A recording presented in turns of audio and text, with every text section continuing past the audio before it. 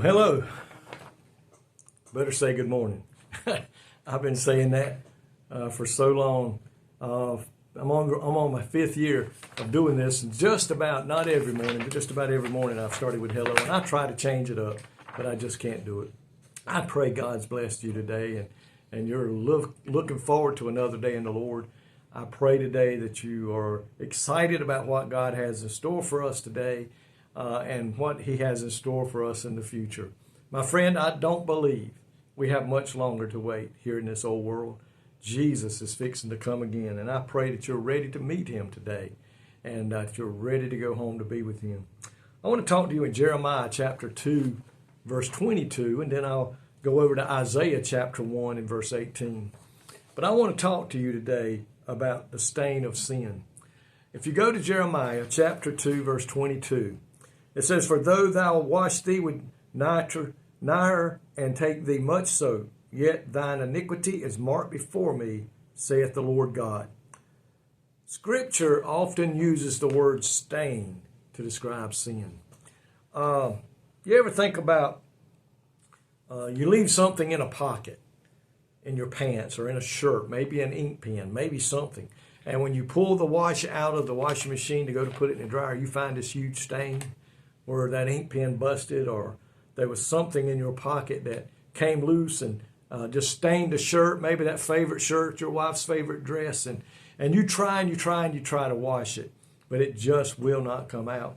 Well, sin is often, Scripture often uses the word stain to describe sin in our life. A stain permeates the fabric of something, ruining it, and sin does the same thing.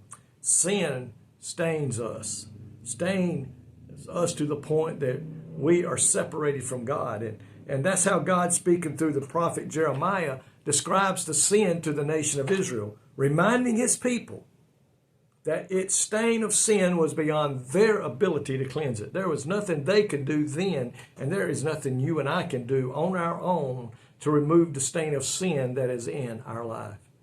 We were born in sin because of Adam and Eve, and that sin stain stays with us. I don't care how good you are. I don't care how much work you do in the church, how good you are to the poor. Nothing can remove that stain of sin except the blood of Jesus Christ, our Lord and Savior. His blood cleanses us and makes us clear and clean of the stain. Think about that today. God was telling the prophet to tell the nation that the stain of sin was beyond their ability to cleanse. And that stain of sin is more than skin deep. It said Israel had stains that could not be washed out even by the strongest cleansers. And you and I have seen clothes that had stains that, this will get it out. And it would not touch it. It's the same way. Only thing that can cleanse our heart today is Jesus Christ.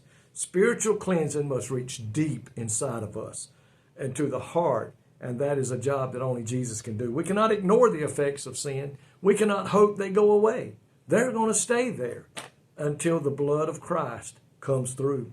Thankfully, sin does not have the last word. Yes, it's in us when we were born, but God promises that He can cleanse us from sin. And I am so thankful for that. Our sin has caused a deep stain that only God can remove if we are willing to let Him do it.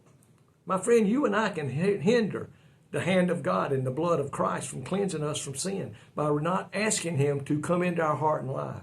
He's not going to force it on you. God wants us to come to Him and ask for forgiveness of our sins, but He will not force it on us. Nor can I pray for it to be removed for you. You alone only you can go to God about your sin, and only you can go to Christ and ask Him to take His blood and wash you white as snow.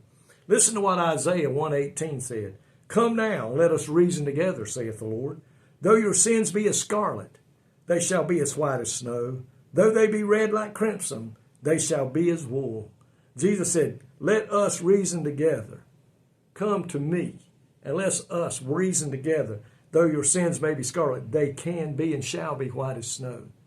It says here, my friend, Jesus Christ died for our sins. He stands ready to forgive us and to remove that stain that sin has left in us. Are you ready today to get that stain removed? If you are, go to Jesus, confess that you are a sinner, ask Him, and mean it. You got to come to him with a broken and a contrite heart, truly sorrowful for your sins. But he said, if you will come to me and confess that you are a sinner and admit that you need the blood of Jesus Christ, that you believe he is the Son of God, that he came to earth, he died on an old rugged cross, he rose from the grave, he now ascended back to the Father. The Bible says you shall be saved. Say that prayer and admit and mean it. And if you do that today, would you share me a word? Just send me a word that you've done that. It would bless my heart so much to know. I pray that you'll do that. Lord, thank you today for your promise. The stain is not too great that you can't remove it with the blood of Jesus Christ. And we're so thankful for that today. And I pray if anyone is lost that's hearing this and their heart's desire is to be saved, that they will come to you and confess that, and that you will touch them as you promised you would. In Jesus' name, amen. I praise you today, and I love you, and I'm so thankful for you. May God richly bless you in Jesus' name.